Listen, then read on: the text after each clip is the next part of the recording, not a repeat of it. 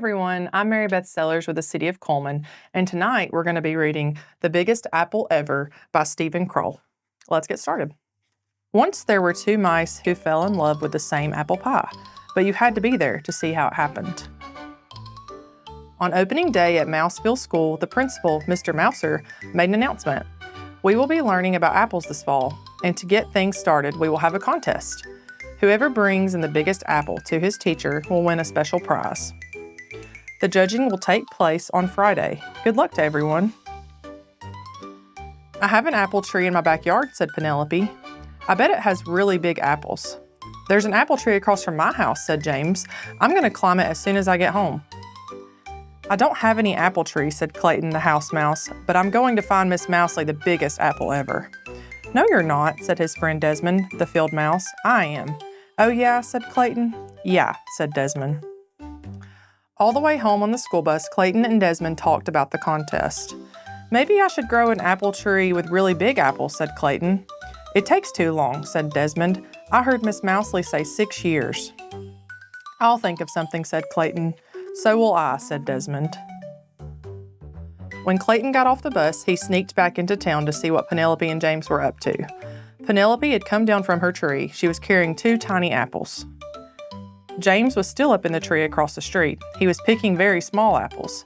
Clayton knew he had seen bigger ones at the market. When Desmond came by a little later, he realized the same thing. The next day at school, Penelope and James brought in their tiny apples. No one else had brought in anything. Miss Mousley cleared her throat. Class, we have a lot of work to start the year, but because we're learning about apples and having an apple contest, we will go to Barnaby's orchard this afternoon. Everyone got very excited. I'm going to find the winning apple, said Clayton. I'm going to find the winning apple, said Desmond. At the orchard, Miss Mousley pointed out the different kinds of apples.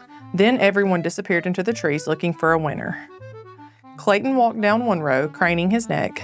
Desmond walked down another row, craning his neck. Then Clayton saw what he thought was a really big apple. It was a little too high to reach, but he stretched for it. At that moment, Desmond saw the very same apple on the very same branch. He stretched for it too. They bumped heads and fell down. I think we should bring this apple in together, said Clayton. No one said we couldn't, said Desmond. But when they got back to the bus, James had an apple that was even bigger. The apple was so big he could hardly carry it. Clayton and Desmond looked at each other. What would they do now? That night at dinner, Clayton explained the problem to his dad. Said Dad. Apples don't come in too many sizes. Do you think you'll find a bigger one? I don't know, said Clayton. Then maybe James will win the prize this time. It's okay if he does. Over at Desmond's house, Uncle Vernon said exactly the same thing.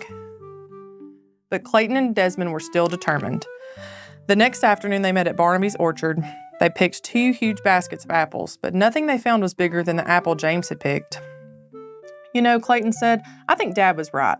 This time James gets to win, but we've got all these apples. Why don't we bake a big apple pie? Desmond laughed. Great, let's make the biggest apple pie ever, and we'll make it for our class. Clayton nodded and said, I think I know where we'll find a pie pan that's big enough. The following afternoon, Desmond arrived at Clayton's house with Uncle Vernon. Everything's packed up and ready, Clayton said. It's all in Dad's truck. But where are we going? Desmond asked. You'll find out in a minute, said Clayton. Dad drove with Clayton and Desmond beside him in the front seat. Uncle Vernon stayed in back with the apples and other ingredients for the giant pie. As they came around a corner, Desmond gasped, Tony's Pizza? Of course, said Clayton. What could be better than a giant pizza pan?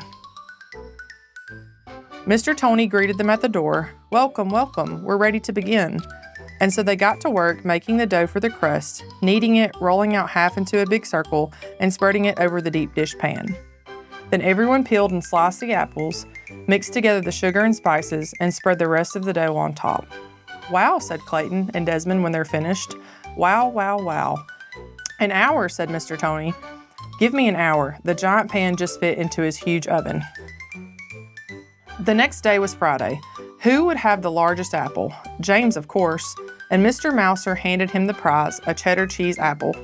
Miss Mousley looked surprised. Clayton? Desmond? Nothing from you? The two of them grinned.